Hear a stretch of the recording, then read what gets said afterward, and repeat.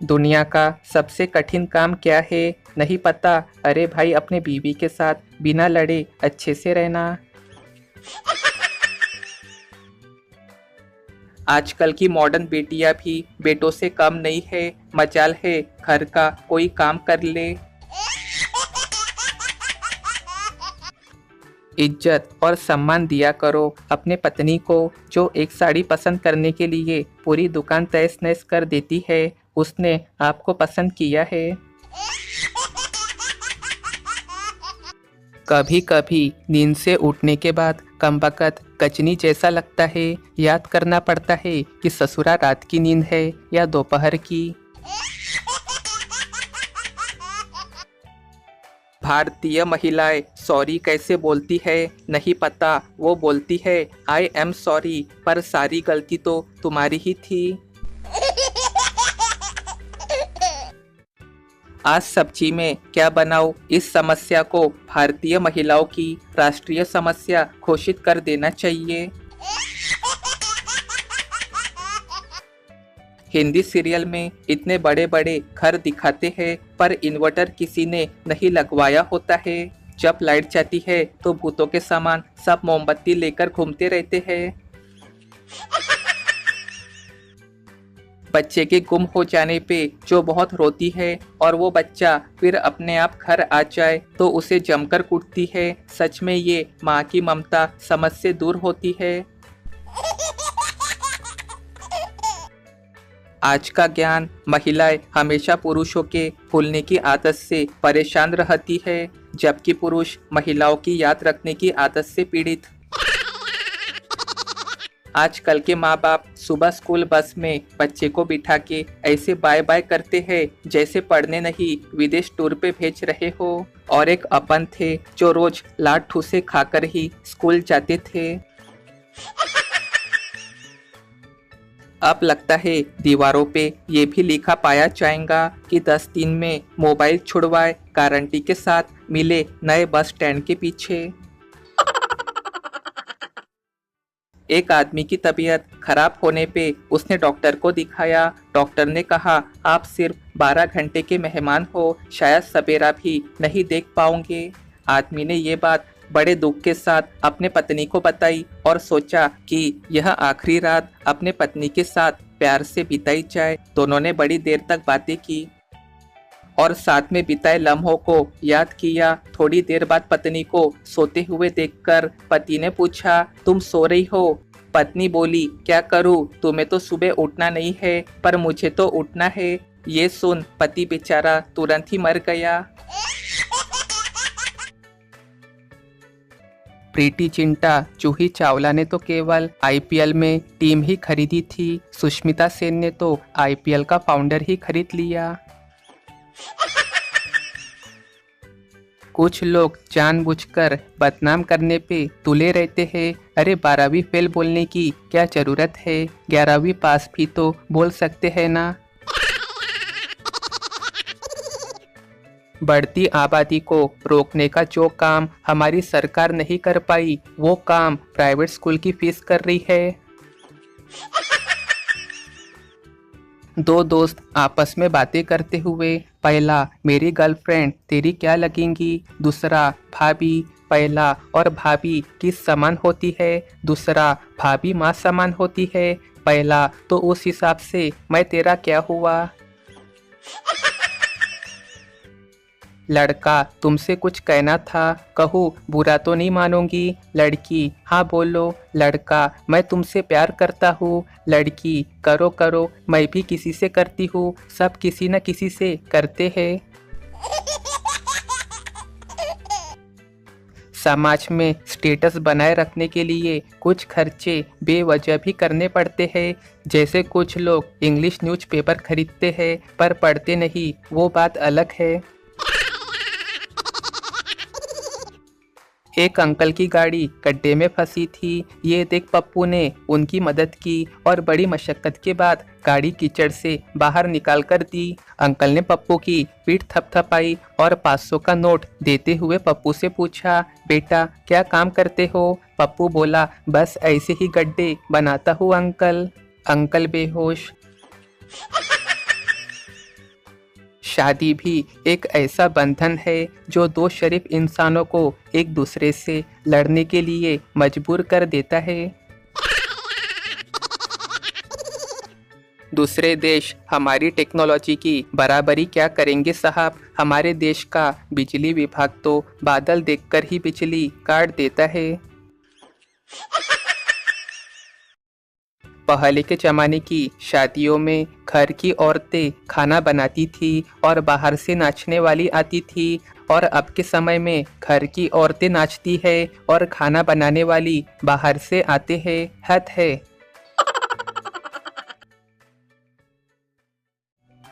एक लड़का किसी भी मुसीबत से निकल सकता है, लेकिन जहां उसकी माँ ने फर्श पे पोछा लगाया हो वहां से निकलना मुश्किल ही नहीं, नामुमकिन है। गोलगप्पे खाने के बाद सूखी पापड़ी ना मिले तो ऐसा लगता है कोई पुरानी संपत्ति हाथ से निकल गई हो। एक बच्चा अपने स्कूल मास्टर से मार खाने के बाद सीधा उस मास्टर के घर जा पहुंचा। बच्चा, ये यादव सर का घर है ना? मास्टर की पत्नी, हाँ। बच्चा, आप कौन? मास्टर की पत्नी, मैं उनकी धर्म पत्नी। बच्चा, तो फिर वो मैम कौन है जो स्कूल में यादव सर के साथ चिपक कर बैठी रहती है? मास्टर की पत्नी, क्या आज आने दे घर उसे। ये जो कुछ लड़के लड़कियों की फोटो पे लिखते हैं ना, वाओ नाइस पिक, इसे सरल भाषा में भैंस के आगे पिन बचाना कहा गया है। जो लड़के स्टैंडर्ड के चलते घर में सामान लाने के लिए घर से थैला लेके नहीं जाते, वही लड़के शादी के बाद सस्ती भाव की सब्जियां का बोरा घर में लाते पाए गए हैं। एक खूबसूरत लड़की सड़क पे चक्कर खा के गिर पड़ी। भीड़ इकट्ठी हो गई। भीड़ में से एक ताऊ चिल्लाया, जल्दी से कोई नींबू सोडा लाओ रे। एक नौजवान लड़का दौड़ा और 20 रुपए खर्चा करके नींबू सोडा लाके ताऊ को दिया। ताऊ उसे खुद ही कटक गया और बोला, ऐसे हाथ से मुझसे देख ही नहीं चाहते। चंपा दुकानदार से, आपके पास कैलकुलेटर कौन सी कंपनी का है? दुकानदार, कैसियो। चंपा, मैं ठीक हूँ, आप कैसे हो? दुकानदार बेहोश। ग्राहक बोला, भाई चूहे मारने की दवाई देना। दुकानदार, घर ले जाना है। ग्राहक, नहीं, चूहा साथ लेके आया हूँ, इधर ही खिला दूंगा। विज्ञान के टीचर ने बच्चों से पूछा, एलोवेरा क्या होता है? एक स्टूडेंट बोला, सर पंजाब में जब छोटा भाई बड़े भाई को विस्की का पैक बना के देता है तो कहता है, एलोवेरा। मोहब्बत में जब जूते और डंडे पड़ते हैं तो बस यही आवाज आती है, अंकल भगवान की कसम आपकी लड़की भी मुझे मैसेज करती थी। हस्बैंड अपनी डायबिटिक बीवी से, सेल्फ कंट्रोल तो कोई तुमसे सीखे, मानना पड़ेगा। बीवी खुशी व गर्व के साथ, वो तो है, पर किस बात पर? हस्बैंड बोला, शरीर में इतनी शुगर है पर मजाल है कभी जुबान पे आने दी हो। पत्नी बेहोश। कॉलेज में एक खूबसूरत लड़की एक युवक के पास आई और बोली, hi, I am Rekha, first year commerce. और आप? युवक गर्व से मुस्कुराते हुए बोला, मैं अपने बेटी की फीस जमा करने आया हूँ। मोरल, सिर्फ माँ ही संतूर से नहीं नहाती है, कभी कभी बाप को भी बचा कुचा साबुन मिल जाता है। यूरोप, हमारे देश में सब लोग राइट साइड से गाड़ी ड्राइव करते हैं। आपके देश में क्या सिस्टम है? भारतीय, ऐसा कुछ जरूरी नहीं है, सामने वाला कौन सी साइड से आ रहा है उस हिसाब से गाली देते हुए निकलना पड़ता है। एक आदमी अपने दोस्त के घर गया, उसने बेल बजाई। उस समय दोस्त घर पे नहीं था। दरवाजा 5 साल के बच्चे ने खोला। माँ ने किचन से ही बच्चे से पूछा, कौन है बेटा? बेटा बोला, अंकल आए हैं मम्मी। मम्मी बोली, कौन अंकल? अंकल भी जरा उत्सुक हुए देखने की बच्चा उनका परिचय कैसे देता है। बेटे ने कहा, मम्मी वही अंकल आए हैं जिनके जाने के बाद आप हमेशा पापा से बोलती हो कि तुम्हारा ये भिखारी दोस्त हमेशा खाने के टाइम पे ही आ टपकता है, भुक्कड़ नालायक कहीं का। मना करता जाता है और ठूसते भी जाता है और खाते समय कुत्ते जैसी चप चप आवाज निकालता है। अंकल तो वही बेहोश होके गिर गए, अब तक होश में नहीं आए हैं। नैतिक शिक्षा बच्चों को झूठ बोलना भी सिखाए।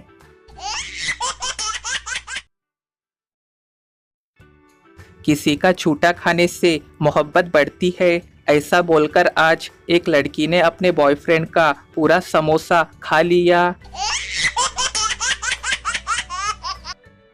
जिंदगी में धोखा मिले तो उदास ना हुआ करो, बल्कि शुक्र मनाओ कि चलो किसी घटिया इंसान से पीछा तो छूटा। आज मेरे सामने के अपार्टमेंट की पड़ोसन महिला 5 मिनट तक हाथ हिलाती रही। ये देख मैं उसे स्माइल देने लगा। इतने में पत्नी ने पीछे से देखा और एक मुक्का मारा और बोली, बेवकूफ, वो खिड़की का कांच पोंछ रही है। एक महिला मेहंदी लगाते समय बीच में पति का नाम लिखवा रही थी। मेहंदी वाले ने सरलता से पूछा, इससे क्या होगा मैडम? महिला बोली, अब ये मेरे मुट्ठी में रहेंगे। मेहंदी वाला बेहोश हो गया। सबसे भयंकर वाली बेइज्जती तब होती है जब कोई लड़का अपनी बाइक को लेके पेट्रोल पंप पे 30 रुपए का पेट्रोल भरवाने जाता है और उसी समय कोई सुंदर सी लड़की स्कूटी लेके आ जाती है और पेट्रोल भरने वाला आदमी बार बार पूछता है, भाई कितने का डालना है? अरे जल्दी बोलो, कितने का डालो? एक बार ट्रेन में एक इंजीनियर, एक डॉक्टर और एक सरकारी स्कूल के मास्टर में चर्चा होने लगी कि सबसे ज्यादा रईस कौन है। तीनों का ही जवाब था, मैं। इतने में पास बैठे एक ताऊ ने कहा कि आप साबित करके बताओ कि आप में से सबसे ज्यादा रईस कौन है। सबसे पहले इंजीनियर ने जेब से 500 का नोट निकाला और उसकी सिगरेट बना के माचिस जलाई और पीने लगा। डॉक्टर को इसमें अपनी तोहिम नजर आई। उसने जेब से 2000 रुपए का नोट निकाला और सिगरेट बनाई और जला के उसे पीने लगा। ये देख सब दंग रह गए और सब अब मास्टर की तरफ देखने लगे। मास्टर ने अपना बैग खोला, चेकबुक निकाली और एक चेक भरा 10 लाख रुपए का। फिर उस चेक की सिगरेट बनाई और माचिस जला के उसे पीने लगा और बोला, सबसे बड़ा रईस वो जो बिना नुकसान किए मजे ले। शिक्षा सब कुछ करने का, लेकिन सरकारी स्कूल के मास्टर से दूर रहने का। दोस्तों, लड़की का नाम बताइए, कमेंट करके जरूर बताएं। डायबिटीज की बीमारी ऐसी ही नहीं आई भारत में साहब। यहाँ पर हर छोटी छोटी बात पे लोगों का मुंह मीठा करवाना जो पड़ता है, इसलिए। बचपन की सबसे बड़ी गलतफहमी, भाई बड़े होती ही जिंदगी बड़ी मजेदार हो जाएंगी। वो होली पर भी खुश होता है, ईद पर भी खुश होता है, क्रिसमस पर भी खुश होता है। सरकारी कर्मचारी का कोई धर्म नहीं होता है साहब, वो हर छुट्टी पे खुश होता है। बचपन में रोज सोचते थे कि कल से पक्का सुबह जल्दी उठ के पढ़ाई करेंगे और इसी कल कल के चक्कर में कमबख्त पूरा साल गुजर जाता था। जितनी भी पुरानी फिल्में देखो, सभी में डॉक्टरों का एक ही जवाब सुनने को मिलता है, अब कुछ कह नहीं सकते हैं, अब इन्हें दवा की नहीं दुआ की जरूरत है।